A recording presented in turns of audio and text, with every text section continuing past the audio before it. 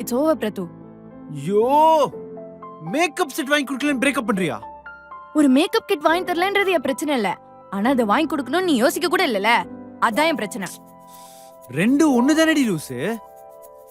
எனக்கு கொடுக்கற 200 ரூபாய் பாக்கெட் மணில இதெல்லாம் என்னால வாங்க முடியுமா? இப்பவே உன்னால என்ன பாத்துக்க முடியல. நீ எல்லாம் எப்படி என்ன ஃபியூச்சர்ல பாத்துப்ப? என்கிட்ட அப்ப காசு இல்லடி. ஏய் லைஃப்ல ஃபினான்ஷியல் ஸ்ட்ரகிள்ஸ் வரும் போகும். இப்பவே இத பிரச்சனை ஃபேஸ் பண்ணலனா லைஃப்ல அதுக்கப்புறம் ஃபியூச்சர்ல என்ன பண்ணுவ? அத என் வருங்கால புருஷன் பாத்துப்பான். நீ கவலைப்படாத. ஓ அப்படியா?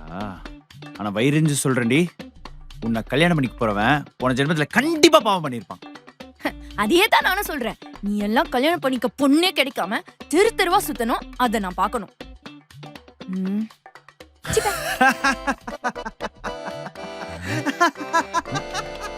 என்ன காமெடி ஷோஸ்ல ஜட்ஜஸ்லாம் சிரிப்பாங்க, அப்படி சிரிக்கிறான். ஐயோ தம்பி, என் பொண்ணுகிட்ட நீங்க இன்னும் பேசவே இல்ல, அதுக்குள்ள இப்படி சிரிக்கிறீங்க? ஏன் என் பொண்ணு முகத்தை பார்த்தா அவ்வளவு காமெடியா வருது? அதானே